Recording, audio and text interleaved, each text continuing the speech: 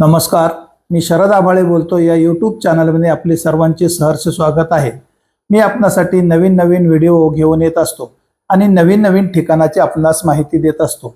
जर आपल्याला माझे व्हिडिओ आवडत असतील तर लाईक करा, जास्तीत जास्त लोकांना शेअर करा आणि चॅनलवर नवीन असाल तर सबस्क्राईब करा आणि बेल आयकॉनचे बटन दाबा. मी तुम्हाला मागच्या काश्मीरच्या व्हिडिओमध्ये माता वैष्णो देवीबद्दलची बरीचशी माहिती देण्याचा प्रयत्न केला आणि त्या व्हिडिओमध्ये पूर्ण माहिती समाविष्ट झाली नाही, म्हणून हा दुसरा भाग आपल्यासाठी घेऊन आलो आहे.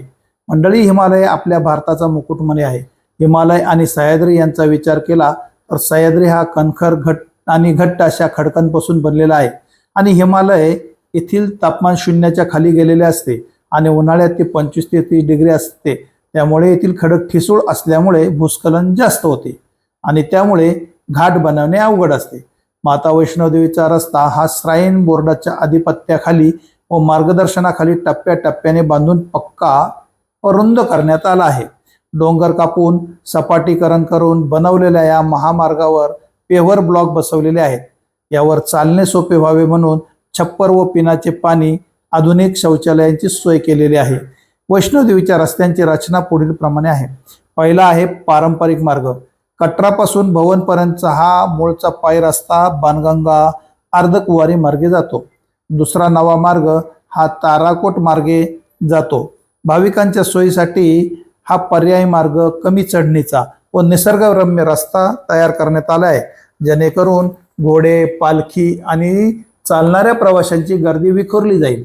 आपणास येथे वृद्ध आणि अपंग भाविकांसाठी अर्धकुवारी ते भवन दरम्यान बॅटरीवर चालणाऱ्या गाड्यांचा रस्ता अर्थात हिमकोटी मार्ग बनवलेला आहे. अल्पकालीन मार्ग, रस्ता अवरोध आणि सांझी छतपर्यंत हेलिकॉप्टरची सेवा उपलब्ध आहे. आपण भवनपर्यंत पोहोचलो असता भवनमध्ये माता वैष्णो देवीचे दर्शन घेऊन बाबा भैरवनाथ मंदिराकडे जातो. जाताना आपणास घोडे किंवा रोपवेचा वापर करता येतो. बाबा भैरवचे दर्शन घेतल्याशिवाय ही यात्रा सफल होत नाही. बाबा भैरव गुहेपासून आपण परत घोड्यावरून वेगळ्या मार्गाने कटरा शहराकडे परत येतो. दर्शनी द्वारापासून आपण 1 किलोमीटर पुढे आल्यानंतर आपणास लागते ते बाणगंगा. येथून आपणास बसण्यासाठी घोडे मिळतात. बाणगंगापासून 2.5 किलोमीटरवर चरण पादुका लागतात. येथून पुढे चढण पार करून 6 किलोमीटरवर अर्धकुवारी मंदिर लागते. तेथे दर्शन घेऊन 8.5 किलोमीटरवर आपणास लागतो तो हिमकोटी मार्ग. येथून बॅटरी कार मिळतात.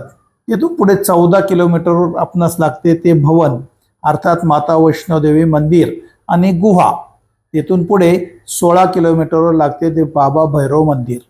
आम्ही आमच्या यात्रेदरम्यान जवळजवळ 35 ते 40 जण होतो. यात 80 वर्षापासून ते 5 वर्षापर्यंतचे सर्वजण पुरुष, महिला, मुले होते. आमच्याकडे छोटा फटाका आणि बडा धमाका असलेली मुले सुद्धा होती. न थकता त्यांनी हा प्रवास पूर्ण केला. आपणास हेलिकॉप्टरची सेवा घ्यायची असेल तर अगोदरच आपल्याला बुकिंग करावे लागते. 5 ते 10 मिनिटाच्या अंतरावर वेळेवर ही सेवा आपणास मिळते. हेलिपॅडपासून आपणास साधारणतः 3 ते 4 किलोमीटर चालावे लागते. आपण भवनमध्ये पोचल्यावर आपणाकडून आपला मोबाईल, पेन, कंगवा, चॉकलेट जे काय खिशात असेल त्या सर्व वस्तू काढून आपणास पुढे प्रवेश दिला जातो आणि आपण रांगेतून पोचतो ते गुहेपर्यंत. पूर्वी जेथे देवीच्या मूर्ती ठेवल्या आहेत तेथून गुहेतून आपण बाहेर पडत होतो, परंतु आता आपणास समोरून दर्शन घेऊन पाठीमागे परत येऊन गार्डनमधून परत गुफेच्या पाठीमागे देवीचे दर्शन घेता येते.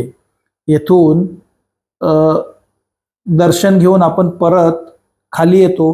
येथे आल्यावर आपणास मिळते एक चांदीचे नाणे आणि प्रसाद. तो घेऊन आपण रोपवेचे तिकीट घेऊन निघतो ते भैरव बाबाकडे आणि भैरव बाबाचे दर्शन घेऊन आपण परत आपल्या कटरा शहराकडे प्रस्थान करतो. परत आपण 16 किलोमीटर चालत घोड्यावरून परत येतो आणि खाली आल्यावर आपणास दुकाने लागतात. तिथून पुढे आपण नाश्ता पाणी करू शकतो. हा व्हिडिओ आवडला तर लाईक करा आणि पुढचा व्हिडिओ नक्की पहा. धन्यवाद.